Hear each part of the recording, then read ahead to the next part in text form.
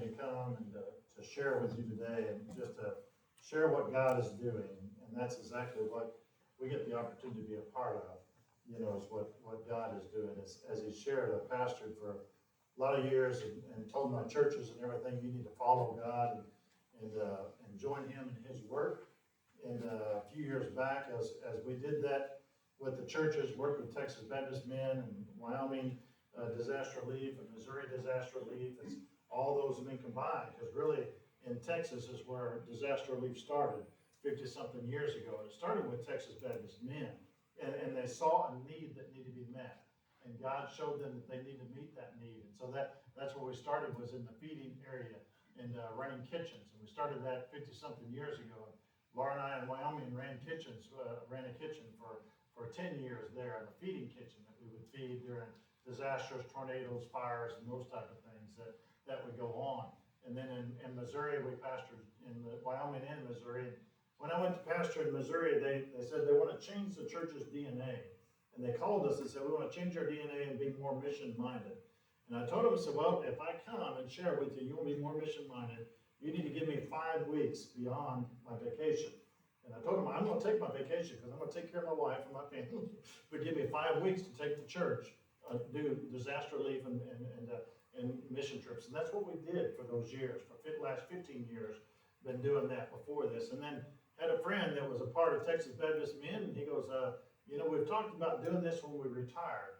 He goes, how would you do this, like to do this full time right now? And we said, well, we'll just seek and see what the Lord wants us to do. At that moment, I was pastoring a church, and we were doing the same thing you were doing here several years ago. We were looking at building a building. And we were in the process of making those plans and starting to do that. Same time, we were in an association that was hurting at that time. An association, I served as a moderator of that association, didn't have a director of missions.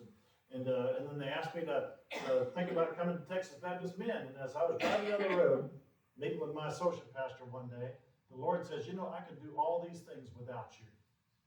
And I'm like, what do you mean? He goes, I don't need you for any of that. He goes, what I want you to do is follow me and go where I called you to go.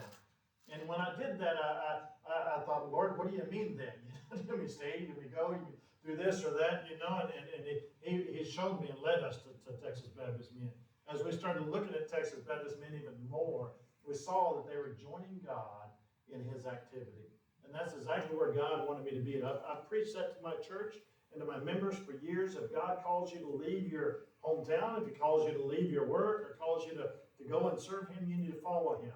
And then when he called me to give up something that I love to do, those things that I love to do as pastoring for all those years, and to go into mission work with Texas Baptist Men, it was something that I needed to search my heart for and to follow him. As God led me into that, I praise the Lord. I love the work that we get to be involved in and helping others. But I love seeing God at work and what he does through the volunteers and the ones at Texas Baptist Men. When you hear Texas Baptist Men, a lot of times one of the main things you hear about, and you can look on your brochures there, one of the things that you hear about is you hear Texas Baptist Men for one thing. Well, I want you to know that we're 40%, our volunteers are 40% women, is what we have. 40% of our volunteers are women. In fact, they're some of our stabilities that we have in our areas that we do work all across Texas Baptist Men. So we have a lot of different ministries. I'm going to spend a lot of time talking about disaster relief. I'll talk about the other ministries first, then I'll talk about disaster relief, because disaster relief is where my heart is. In Texas Baptist Men, some of you have talked about this and shared, we had the builders programs in Texas Baptist Men. And we have 3 different active groups right now in the builders program. We have the camp builders, which the camp builders goes to all the camps across our state. In fact, I can't remember what's the camp over in Brownswood? Heart of Texas. Heart Attack, Brownswood, yeah. It's Heart of Texas. We just did our chainsaw retreat there. But we'll go to those, we have volunteers that go and they'll stay 3 weeks at one of those camps and do whatever that camp is needed in the ministry there. Whether it's repair work, whether it's rebuild, whether it's new work, they'll do that work. And they do that. Our volunteers for the camp builders are powerful people. We have a coordinator that takes care of them, and they stay, like I said, they stay 3 weeks. They probably do this at least 8 months out of the year. Think about that.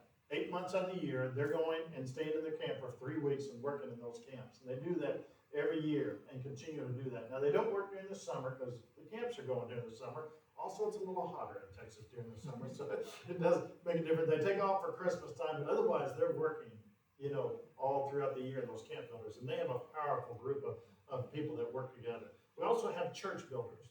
And the church builders, they mainly focus on new construction of churches, coming in to help them in whatever area they can. So they'll spend 3 weeks at a church. They might be drying it in, they might be framing it up, they might be building, they do a whole number of different things. And that group is in a changeover right now. They're getting new leadership and looking for new leadership and everything, but they do exactly the same thing as the camp builders. They bring in their campers, their RVs, they stay in their RVs at the church site and work for 3 weeks. Well, they actually work for 2 weeks out of the month, that's what they do. And when they have those projects, they come and do that. Of course, they try to help the church. You guys know exactly what goes on. You gotta have all the licensing, everything in ready for us when we get there. Sometimes that always doesn't happen. We've got about 5 different jobs they're working on right now. None of them are ready for us to come. But they're like, we wanna build, but they don't have everything ready for us to work with them. And so our groups go in and do whatever they can. A lot of times they've already put up a metal building, they're framing out the classrooms inside, and those type of things. So they do a powerful work. They build their own grid when they get there. They hook into the electric there and the water and everything, and they set up an RV camp right in a parking lot or in a field nearby is what they do in those. So we got those 2 groups, and we also have a group called cabinet builders in our builders area. And they do exactly that. They build custom cabinets for churches. Recently after the winter storm, they did some for parsonages. They do it for the camps. They just do a lot of different things. So that group is active, and we actually got all 3 of these groups have what we call they would have tool trailers. So they're usually the 5th wheel, the gooseneck tool trailers, a big 34, 35 foot things that we'll haul. And Texas Baptist Men provides them with the tools, and so we own those tools, and so we take those tool trailers to the different places. The cabinet builders actually have a shop in Dallas there with us right now that they can come and do small projects, and then they'll go install them or give them to the different people. So we have the builders as one of those groups. We also have water ministry that we do in Texas Baptist Men. The water ministry, we do that overseas. We do it locally too. They drill wells, they help with hygiene. We find that overseas, as you all know, that most of the diseases are caused because of bad water. And sometimes they don't have water, so they go get whatever water they have. So not only do we drill the wells, we also make it a well that can be maintained and taken care of by them. And then also we go in and teach hygiene classes, and also we have filtration type of things that we do. Either we give them filters or we build a filtration system.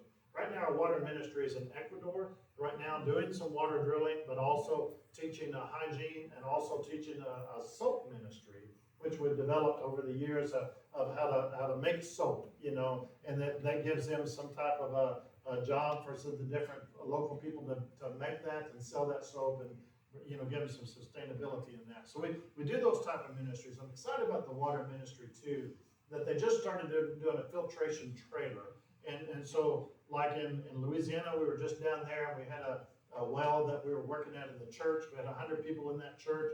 They had a well that was compromised, that was dealing with, and we knew it when we pulled up there. So we brought in this trailer that we have, that they could just hook into the well, and out the other end comes clean water.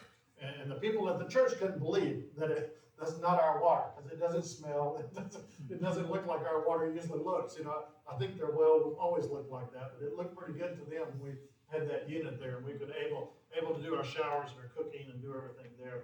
That unit is going to be set up for like if a town has a compromised well, that we could bring in at a church and set up at the church so people in the town can come by and just get, gallons of water if they needed to do that. It was going to be a long-term type of thing. So that's a neat unit that is brand new that we're testing out in the water program. So there's different things in the water program that we're trying to do there. Then also we have, of course, the Role Ambassadors. We talked about that with some of our guys, the Role Ambassadors, young men, trying to build them up to be men of God. We still have that program, and we still are involved in that with the camps all across our state. So we hold the camps during the summer that we do those outdoor things, teach them all the camping and everything, but teach them how to become those Role Ambassadors of God. And that's a cool program that is going to continue. In fact, they're doing Role Ambassadors and Challengers, which goes up into high school, are building a new curriculum right now that can help the young men in teaching those, but also not only trains the boys, but it trains the dads about being a Christian man. So it's kind of a combined thing that is working on.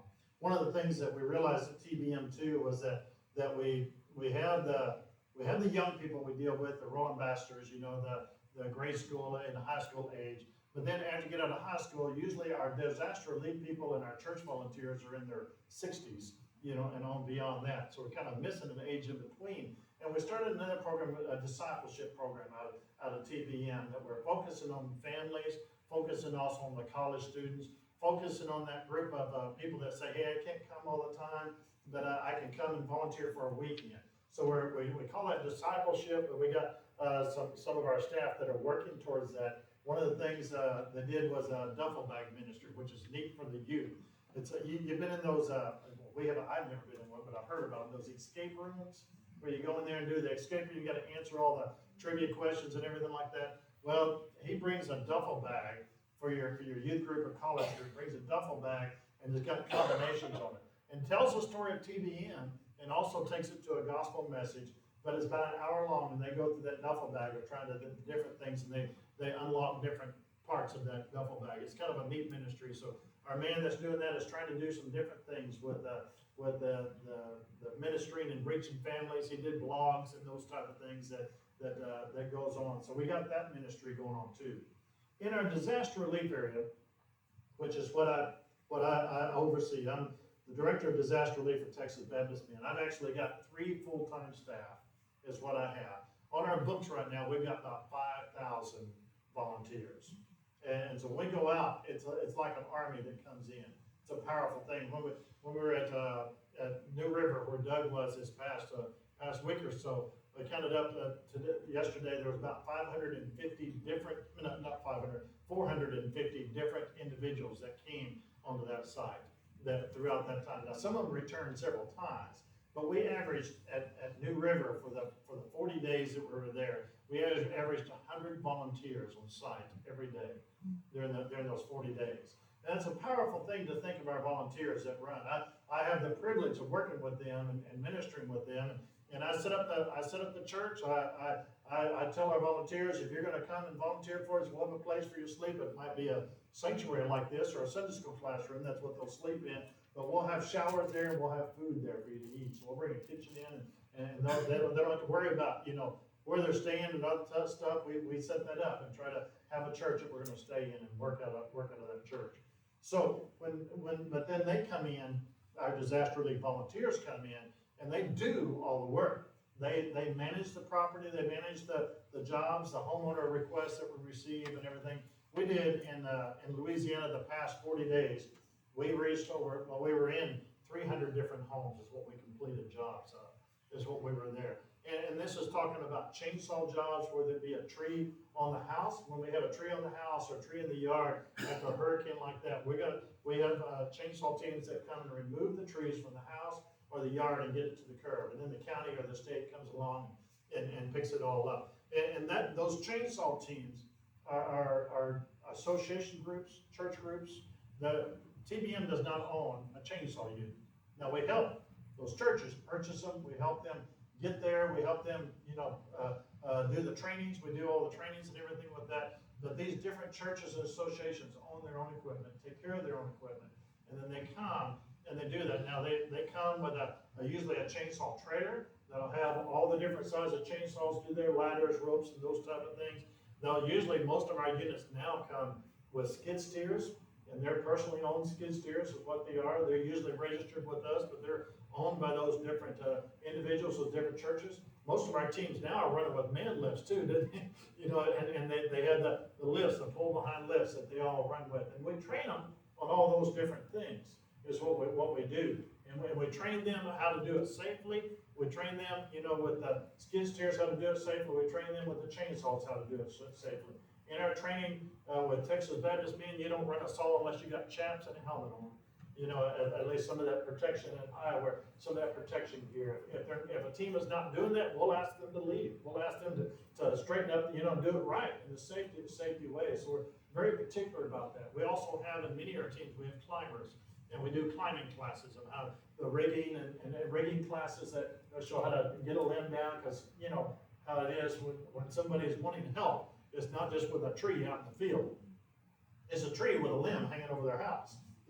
That they know if it falls down, it's gonna crash right through their bedrooms. And that's what they're wanting help with. They can't do that. And most people can't do that even if they knew how to cut everything down. But most people that we're dealing with don't have any experience in it and need help. So we have people that trained how to rig it, get it down, and so forth. And they do a powerful, powerful work of ministry in that chainsaw. That's one of our most popular ministries is that chainsaw. But on the site, just like the New River site there, we had chainsaw teams there. We also had mud out teams that came in and out. Our mud out team, which is what we talked about earlier, they're going in a house. If it's been wet in that house, it needs to come out. In Louisiana, this hurricane, you had the roofs blown off and rain came in. And then after they tarped them, everything was wet. So they had to come out of there. And that meant drywall, it meant sealant, it meant flooring, everything. So our teams come in with that. They do the same thing as a chainsaw. They have trailers that they bring with them. They have power washers. They have the equipment, the picks, the shovels, everything to get that wheelbarrows, everything to get everything to the curb is what they have. They come with also the protection gear that if they need it, if it is too muddy. Most of the time, when you're dealing with a mud out situation, you come in, you're basically taking drywall and flooring out. Most of the homeowners have done their due diligence, in trying to get the furniture and everything out themselves. But sometimes we're doing all that also. So carpet, everything's got to come out. But we have the tools to do that with. And so we have teams that are doing that. At the end of that, we would power wash. And I know most homeowners, their eyes get real big when we say we're going to power wash your house if you're done. So listen, it was already wet. It doesn't need more wetted. But you think about the flooding, and you got sewer, you got all kinds of stuff in there. So we're getting every kind of debris that we can get out of that house and get it out, And then after that, we have a mold remediation. It's called Shockwave that we use that kills the mold at that moment. And so they can come back in and start work. Now, with TBM again, when I started, as I shared, started with the feeding, because that's what we saw needed to happen. As time went on, they saw that we need help cleaning up yards. And as time went on, we need help cleaning up houses for flooding. And at the same time, every time we finish a chainsaw job or a mud out job, we're gonna sign a Bible, hand it to the homeowner and pray with them. And we're trying to witness with them. We got chaplains with them. But one of our struggles we had after mud out is you strip that whole house down to its studs, get all the flooring out, and you finish that, and it looks pretty good at that moment, but everything's stripped out. And we hand them a Bible and say, God bless you, basically. That wasn't good enough for us. We realized there needed to be more to be done, because they weren't done in their house. They couldn't get back into that house at that moment. They could, and most of them we found lived in there. Even when we cut 4 feet of drywall out, they're living in that house. And so we'd come back in if we're mudding out in Texas, mainly, if we're mudding out, and we have the resources with TBM. We're gonna try to put the drywall back in, the insulation back in the side, the outside walls, put a door in a bedroom and a door in a bathroom. Make sure they got a functional bathroom and a sink in the kitchen, so they can come back and live in there, at least live in there. Now, some of our teams will go as far as the floating and taping and so forth. They'll go as far as fixing everything they can. But we try to do at least to get them what we call safe sanitary, I lost it. Safe, secure, and sanitary, in their home. Trying to get them where they can live back in their home. And that, it's easy to tear something out, and it doesn't cost much money to tear something out, but it costs more to put it back. And that's one of our struggles, is the finances and that, good and bad. But anyway, we do the mud out, we'll go back in and do rebuild later on. But on that side of New River, they had the chainsaw teams, the mud out team. We had what we call an incident management team, which if a homeowner needs help, how do they get help? Well, we have a property owner's request. We don't ever go onto a property unless we have a signature from the property owner. And that kind of limits us, because we don't do rentals and we don't do businesses. Now, churches, we'll do churches. That'll be one of our first priorities. But so we have the property owner's signature. So we have to have office people that take care of managing all those volunteers that we have on there, because we gotta know who's there and who's not, and so forth like that. We also have the property owner signatures, we also have those papers, and then we have an operations person that is there that can give those jobs out to the teams and knows which teams can handle what things, and that person has to deal with it. We have an incident commander that is over the whole site that can take care of everything and any questions and that goes on. So we have those people that are also there. That's another team that is there. Not only chainsaw or mud out, but we have the management team. We also have a shower team. Now, Doug, did you ever get to use the showers there? Oh, okay, good.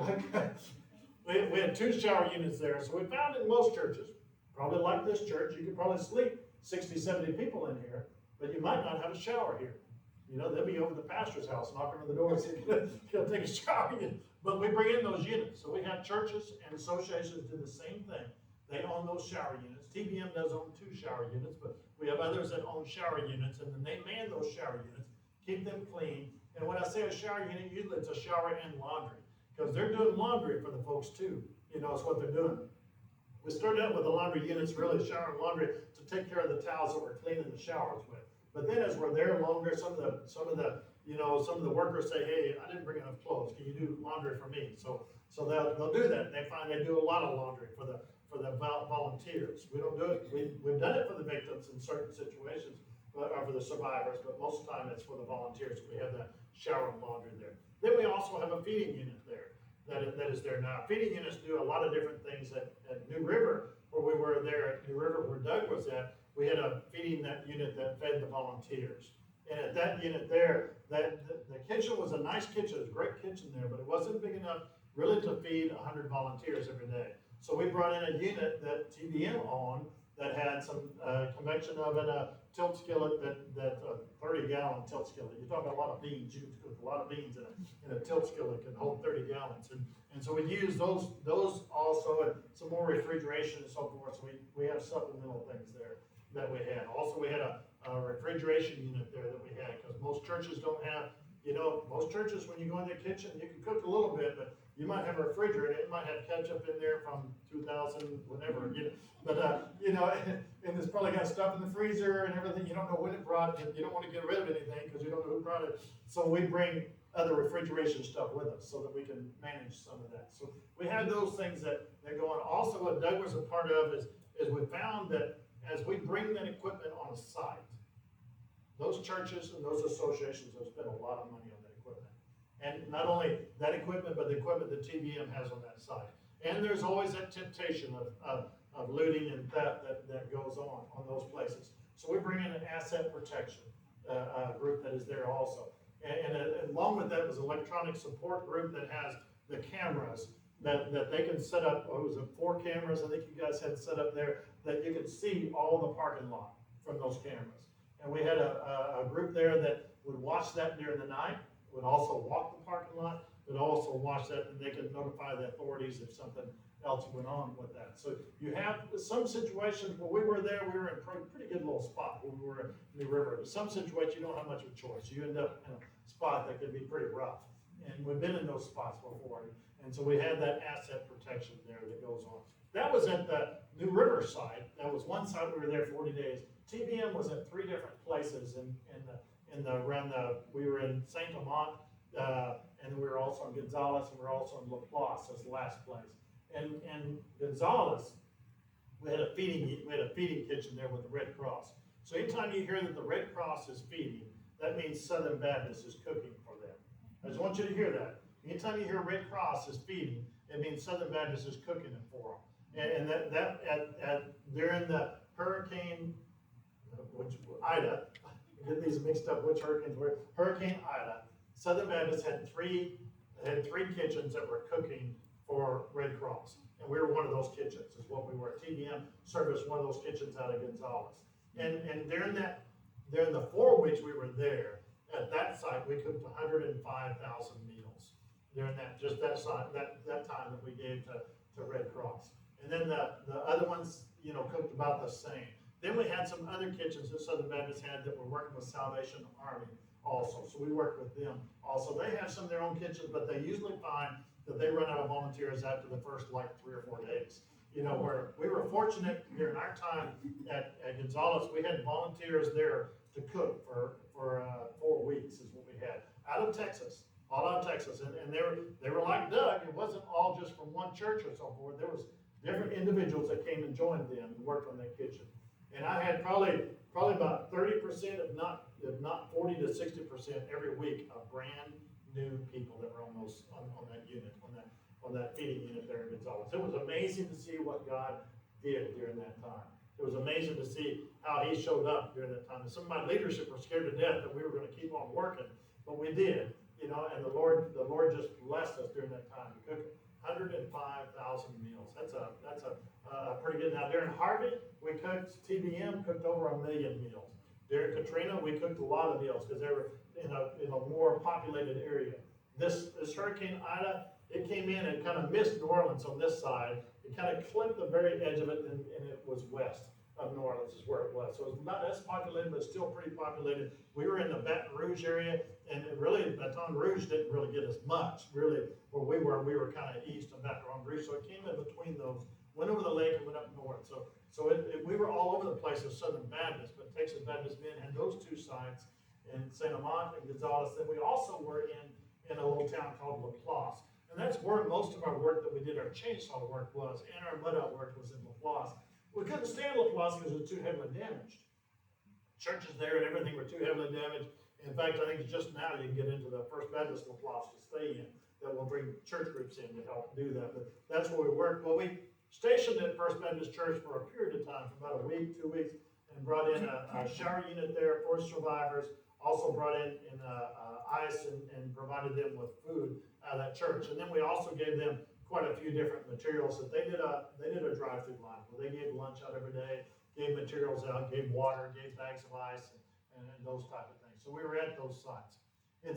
That's part of disaster relief, and we do that with hurricanes, we do that with tornadoes, we do it with a lot of different things that we have across Texas. When I scheduled this one, I think this is a response in 2021, was response number 6 this year that we responded to, that Texas Baptist Men responded. So we've responded to hurricanes, we responded to COVID. You never thought you'd respond to an ice storm either. You know, we responded to an ice storm, and in that one, it was just everywhere. It was just everywhere what it was. Anyway, it's a blessing to see how God brings those people together.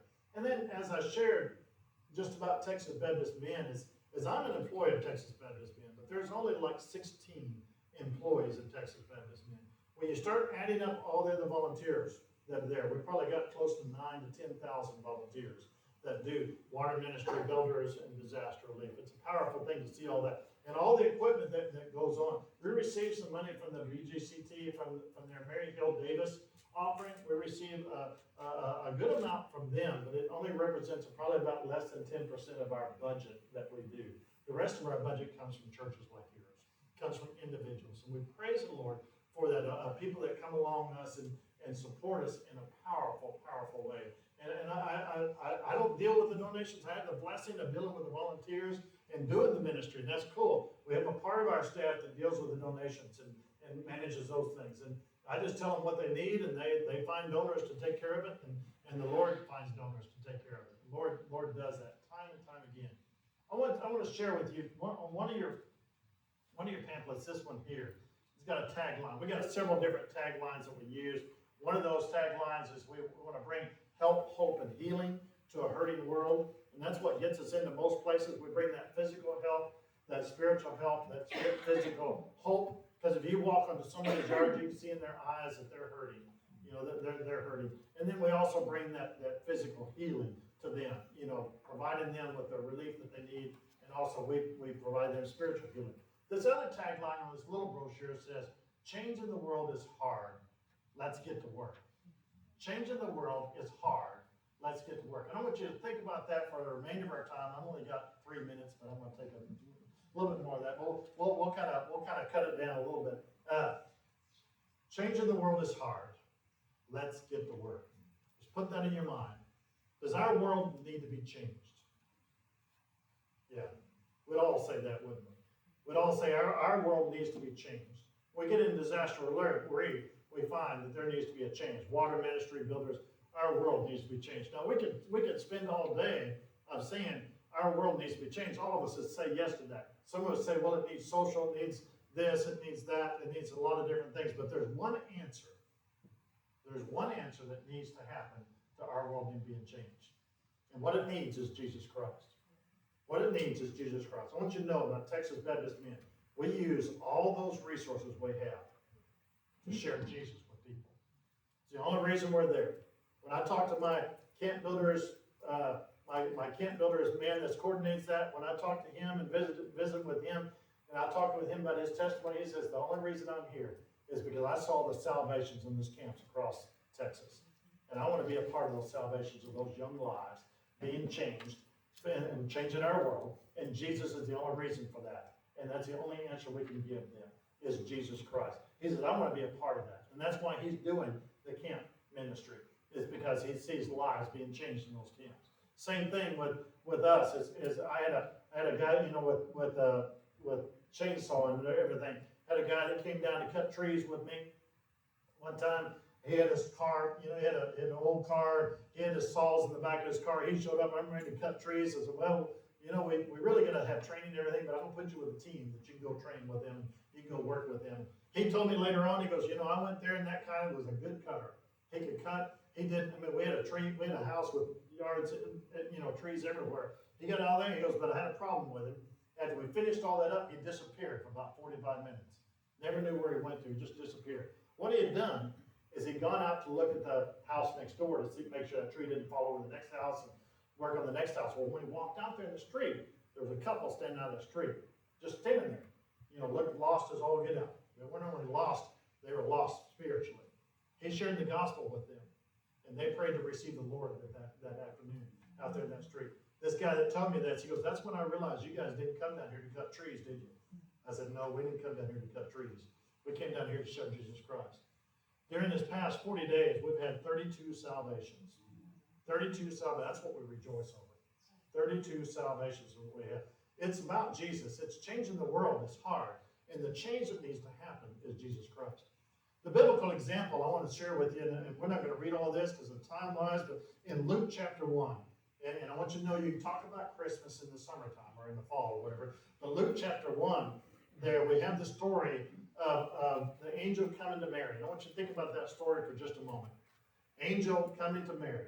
And he came to Mary and says, blessed are you, Mary, among all women. And she was kind of nervous about that greeting. I would have been nervous about an angel coming to me, but she was nervous, as it states there, about the greeting that he gave, that she was blessed. And started talking to her about the Messiah was going to come, and that she was going to give birth to that Messiah. And as he describes the Messiah, the King of Kings, the one that's going to have a throne over all of them, she knew exactly who it was. Because see, in the Jewish culture, they were looking for Jesus. They didn't know it was Jesus. They were looking for the Messiah. That's who they were looking for. I mean, they were hoping, praying, longing for him to come. I mean, more than what we would ever long for, they were longing for that Messiah to come, because they knew, without a doubt, that he was the answer to that world that needed to be changed. He was the only answer that this world needed. And that's what we agreed. He's the only answer, and Mary knew that from the beginning too, that that's who he was talking about, was that Messiah. And that answer was exactly what they needed. And that's changing the world. Today, changing the world, they need the water. They need the good water. They need the trees off their houses and so forth, but what they really need is Jesus. I want you to remember that, because that's what we came there for. So changing the world is hard. Does the world need to be changed? Yep. And what needs to be changed, and that is Jesus. Then we think about, will it be hard? Because it says changing the world is hard. Will it be hard? I want you to look at verse 34 of chapter 1 of Luke. Verse 34 of chapter 1 of Luke. After the angel has told her that, in verse 33, he will reign over the house of Jacob forever, and his kingdom there will be no end. That Jesus is that answer. That's who you're going to have. Then Mary says to the angel, there in verse 34, then Mary said to the angel, how can this be, since I do not know a man? And the angel answered and said to her, the Holy Spirit will come upon you, and the power of the highest will overshadow you. Therefore also the Holy One who is to be born will be called the Son of God. Now indeed Elizabeth, your relative, has conceived a son in her old age, And this now, the 6th month for her who was called barren. For with God, nothing will be impossible. I think of that change in the world. It needs to be changed. Is it hard to change the world? Yes, we say it's hard. Mary here said, you want Christ to come, and you're telling me that I'm going to birth the Messiah. And she says, I want you to know I've not known a man. Now, anybody could say that, but Mary knew that. She knew this was impossible physically, was not going to happen. You know, that this was happening. And you're talking about a hard task that was before her. She's like, I hear what you're saying. I know the answer is for Jesus to come, but this is something that's impossible with him. So she asked the question, how can this happen? Now he tells her, he goes, the Holy Spirit's going to come upon you. The Holy Spirit's going to come upon you. You're going to have that King of Kings. And then he makes that statement there in that verse, that verse 37. One statement that we always say a lot, for with God, nothing will be impossible. Think about what he's saying. With God, nothing will be impossible. He's saying that to a virgin, that she knows she's a virgin. And he's saying that to a virgin that he's just told, you're going to have a child. And she's like, I've not known a man. He's saying, nothing will be impossible with God. This is beyond our nature, but it's not impossible, because it is possible with God. So think about that in changing the world. When we talk about that, changing the world, we need Jesus Christ.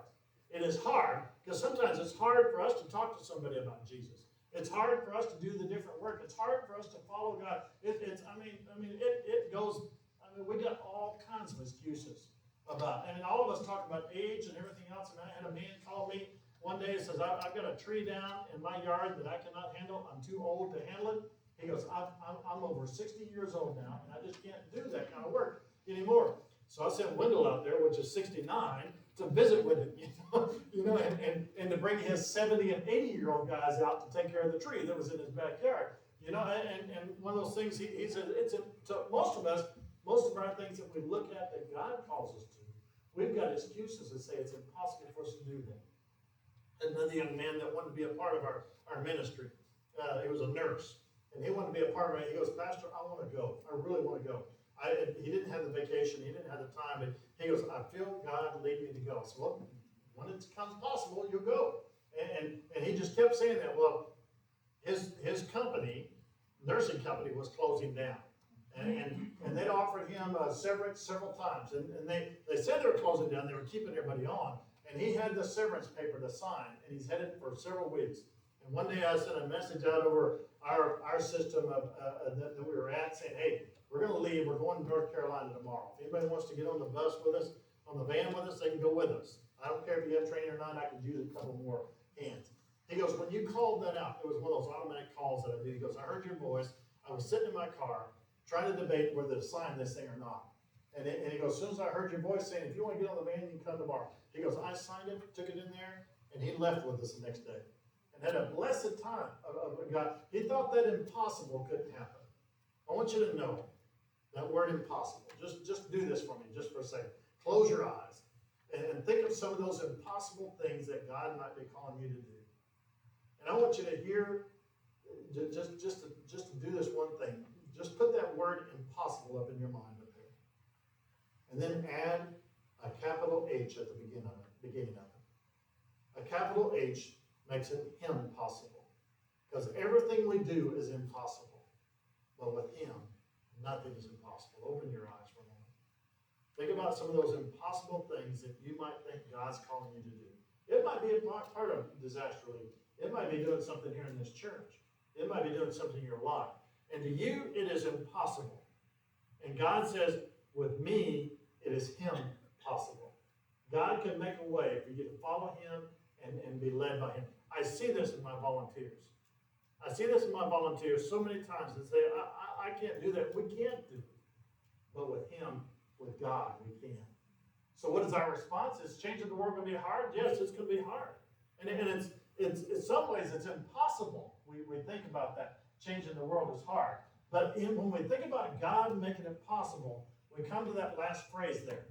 It doesn't say, what are we going to do now? Changing the world is hard. What are we going to do now? It says, changing the world is hard. Let's get to work. Let's get to work. I have to hold back most of my volunteers.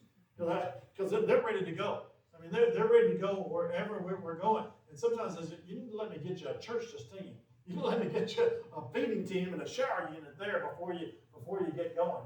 And because they're ready, they're saying, let's get to work. And if God has led you in a ministry or calling your life, we need to have that same attitude. Look at Mary, back to the example that she gave us. After that verse 39 or verse 37 there, for with nothing is possible. Look what Mary says. Then Mary said, behold, the maidservant of the Lord. Let it be to me according to your word. And the angel departed from her. Now think about that. When Mary realized this is impossible, physically impossible, it cannot happen. And then the angel says, with God, nothing is impossible. She comes to the point of saying, I'm your handmaiden. I don't know how this is going to happen. I don't know how you're going to do it, but let it be done to me. That's where we start, right there. When God has revealed himself to us, when he's given us an impossible task, and said, Lord, I don't know how this is going to happen, but here we go. And I'm ready to go to work. And that's what I see in my volunteers. It's what I think we need to see in Christians. And then you ask, not only said, when do we start? You start right then where do we start? I want you to know with Mary, God had given her a few clues. And before he told Mary, and that angel told Mary, now your cousin or your relative Elizabeth, that is well advanced in years, and was barren, she's 6 months pregnant right now. He told her that for a reason, so she could confirm even God talking to her. A lot of times when we hear that impossible, we hear the message. You think about it in the Bible, we hear that God's already been at work. He's at work all around us. He's already doing this. It's time for you to join in that work. And for Mary, it was time for her to join. She didn't know what to do even after that. But look at that verse 39. Mary arose in those days and went into the hill country with haste to the city of Judah. She went directly to Elizabeth to see her. And you have the story after that, the following that Elizabeth says, my baby in my belly leaped. I guess it leaped because of the child, Jesus Christ, the Messiah was here with me. I mean, she was again confirming that God's already doing that impossible thing in Mary's life and confirming it in Elizabeth. When God calls us out, he's going to give us confirmation, whether it be through other individuals, whether it be some, I mean, when I surrendered to preach, I was leading the music in my church and deacon in my church and everything. When I surrendered to call, half the church said, well, it's about time. Because they already knew it. They already knew that that's what I need to be doing, serving in that way. Because God confirmed it with those around it. And he does that time and time again with us. And a lot of times in that call, he says, listen, I've already got people going at it. You think about Elijah. When he's like, I'm the only prophet out here. He goes, hey, wait, I still got 700 of them. That haven't turned away from God at all. We've got this covered. Same thing with Texas Baptist. Man, I have people that want to help all the time. And they're like, we just can't do it as a small church. We can't do it as an individual. I said, listen, there's already something there you can join.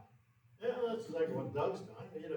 Join in with a group, and it looks like an army there that you're a part of that army. That God's already got it going. And some of these churches have developed those into teams and into different things that God has called those churches. And it's each church that decides what they want to do or what association, how they want to minister. But it's a calling of God on their life. But you know where that starts? It starts right here in the pew, right here in your own situation. As God calls you to do whatever he's wanting you to do, he's going to challenge you. And our first thing is like, Lord, you've got the wrong person here. You got the wrong person. That's impossible for me to do. Just remember Mary. Remember what God says. With God, nothing is impossible. He can make it happen in your life. We are all living proof of that. But he wants to continue to work in your life. Even right now, he wants to work in your life. Somebody might say, I really never trusted him as my personal Savior. I never really surrendered my life to him. I mean, that's the first place. Changing the world is hard. The world needs to be changed, and that change needs to happen with salvation with Jesus Christ. I was 18. I mean, I was raised in a Southern Baptist church. But it wasn't until I was 18 until I said, Lord, I want to surrender my life to you. And I came to know him. I'd been dumped a few times before that. When my brother went down and my sister went down, I went down with them, thinking, okay, this is just what I need to do. That's all I knew in my life. But it came to a point where it said, it's not my mom and dad's religion. It's my mom and dad's. It's my religion. It's my relationship with them that I need to change. Some need to do that. Some need to have that true relationship. I don't care how long you've been in the church. If you don't have a true relationship with Jesus Christ, then you need to have that change. And the Mormons, we worked in the Mormon community for a long time, and they would always think, well, you Baptists think you're the only ones going to heaven. And we'd tell them, we don't even think all Baptists are going to heaven. You know, we only think the people that know Jesus Christ as their personal Savior is going to heaven. I want you to hear that.